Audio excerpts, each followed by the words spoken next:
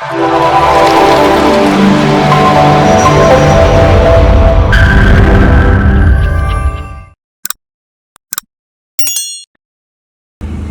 zangu, imezungumzwa hapa na tumepata fursa ya kutembea kwenye mabanda, tumejionea. Tumeanza kwa wenzetu wajasiriamali, lakini tukafika kwa wenzetu kwenye dhamana ya shughuli ya leo, kwa maana ya kamisheni sasa ya udhibiti na upambanaji wa madawa ya kulevya, lakini tukaenda kwa wenzetu wa NPS, nao tumejifunza jambo. Ukiyatazama madawa ya kulevya yanapozungumzwa na kupitia ushahidi au ushuhuda wa ndugu yetu, amezungumza vizuri sana na ametueleza vizuri sana, na mimi nampongeza sana shahidi wetu aliyetupa ushuhuda wa athari na changamoto zinazotokana na madawa ya kulevya. Yawezekana watu wakayatazama maisha fulani, wakayafikiria, wakayakimbilia, ambayo misingi yake sasa ikawa ina changamoto nyingi sana. Shuhuda huyu ni ushahidi unaoishi ambao sote kama tumemfuatilia vizuri, ni imani yangu hata wale vijana ambao sehemu kubwa ndio wanaohusika na zoezi zima la madawa ya kulevya watakuwa wamelielewa vizuri, na pengine fikra zimeanza kubadilika. Tabora kama mkoa, ukitazama Tabora, sehemu kubwa ya madawa ya kulevya tulionayo sisi sio hayo yanayotoka ughaibuni, kwa maana ya mashariki ya mbali, hayo maheroin na cocaine na mengine kama hayo. Huku Tabora tunapambana na bangi, tunapambana na mirungi. Uzuri wa bahati, hayupo miongoni mwetu ambaye hajui athari za bangi wala athari za mirungi, hayupo. Na Tabora changamoto kubwa ni kwa sababu ya jiografia yake. Ukitazama jiografia ya Tabora, utaona kwamba sehemu kubwa ya Tabora ni hifadhi na misitu ya asili. Square kilomita 75,685 za mkoa wa Tabora, ambapo unakutana na square kilomita 20,199. Hizi zinabeba eneo la kilimo, lakini square kilomita 34,501 zinabeba misitu ambayo sawa sawa na 46% ya mkoa mzima. Halafu square kilomita 23,000 zinabeba hifadhi za wanyamapori ambao ni sawa sawa na 22%. Kwa hiyo unakuta 68% ya mkoa wa Tabora unabeba misitu, hifadhi za wanyamapori na uoto wa asili.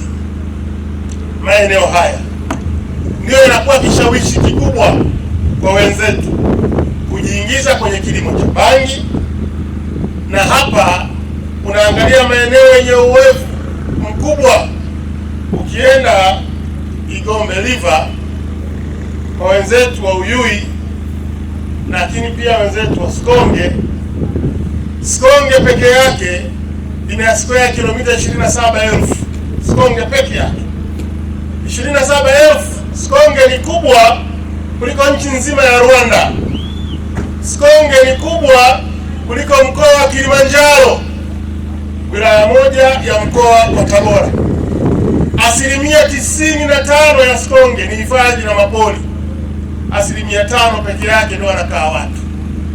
Lakini ukija kwenye misitu ya hifadhi ya TFS katika kanda ya magharibi ana jumla za hekta milioni 5.1. Katika hizo hekta milioni 5.1 zenye kubeba misitu 37, misitu 12 iko katika mkoa wa Tabora, sawa sawa na hekta 2.2 milioni. Sasa Tabora inashawishi kwa kuwa na mapori mengi na uoto mwingi na hifadhi, na sisi tumezungukwa na kanda ya kati, kaskazini na wenzetu wa kanda ya ziwa. Sasa kwa hali tulionayo, bangi ndio tatizo kubwa kwa Tabora.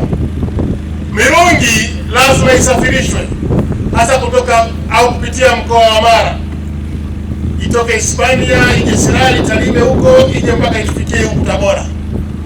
Na namna ya usafirishaji lazima mabasi yatumike au magari au amue mtu kubeba kama mzigo kwenye sehemu ya mizigo yake aje nao, vinginevyo Mirungi haitufikii. Kwa hiyo tuna kazi kubwa ya kufanya, lakini kwenye misitu tarehe 24 ya mwezi wa 4 mpaka tarehe 30, Kamishna Jenerali wa Mamlaka ya Udhibiti na Upambanaji wa Madawa ya Kulevya, ndugu yangu Ali Taslimo, alikuja Tabora na akafanya operation.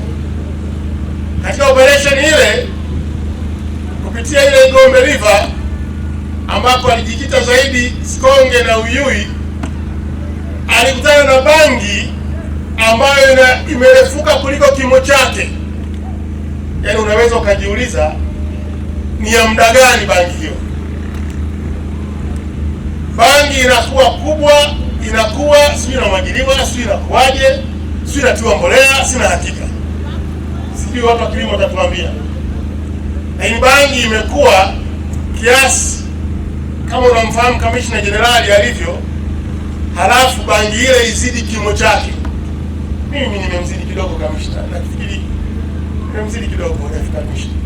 Lakini bangi yenyewe inamzidi Kamishna Jenerali.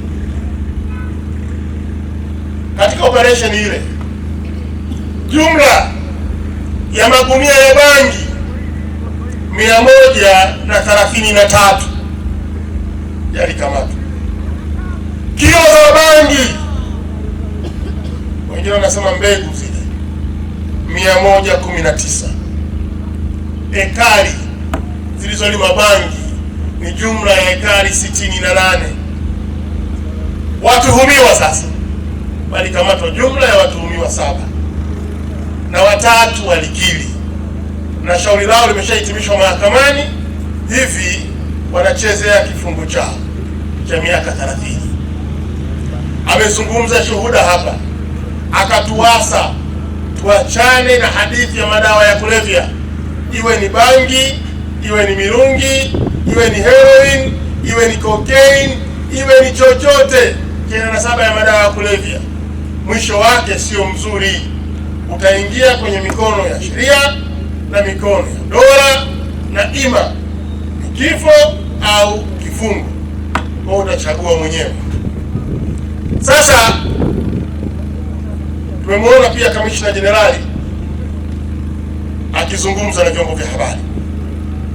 Ndugu yangu Ali Taslimo anafanya kazi kubwa na anaongoza vyema wenzake, na mimi nakupongeza Christina, Kamishna wa Kanda, kwa kazi pia ambayo unaifanya.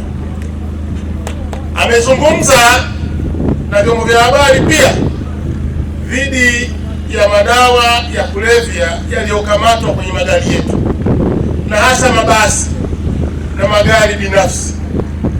Siku hizi ubunifu umeongezeka. Kupambana na wahalifu inahitaji pia kujiongeza maradufu zaidi. Usipofanya hivyo huwezi kuwadhibiti, na ndiyo maana leo tumekuja na kauli mbiu inazungumzia ubunifu wa kimkakati. Sio ubunifu peke yake, ubunifu wa kimkakati ambao sasa unakwenda kuwa suluhisho la upambanaji na madawa ya kulevya. Tumeshuhudia siku za nyuma katika vizuizi vyetu barabarani, inakuja gari ikionekana kama ni gari la wagonjwa, ambulance kabisa, na ving'ora na nini na nini, na mtu ambaye amesindikiza mgonjwa na kila kitu. Maskini ya Mungu, mule ukikagua unakutana na vitu tofauti kabisa.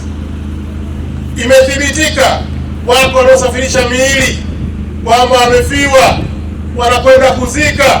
Maskini ya Mungu, gari zima na majeneza yaliyobebwa yamebeba vitu tofauti kabisa. Imethibitika gari rasmi la mheshimiwa, rasmi kabisa, na gari la mheshimiwa lina bendera, maskini ya Mungu, lina vitu tofauti kabisa.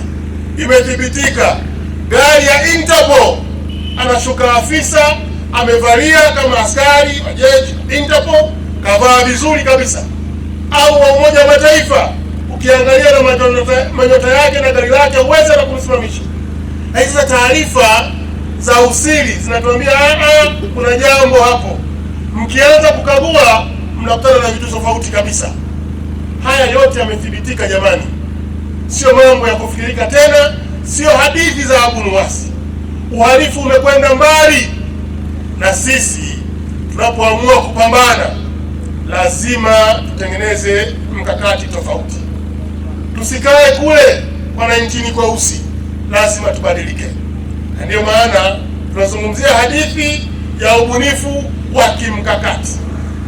Lazima fikra zibadilike, na lazima tuwe na mikakati sasa ya kuwazidi wahalifu.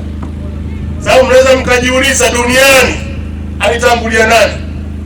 Mwizi? Polisi? Alitangulia mwizi eti? Itakuwa alitangulia mwizi. Sababu hata sisi ukiangalia majeshi yetu yameendelea kuongezeka siku hadi siku.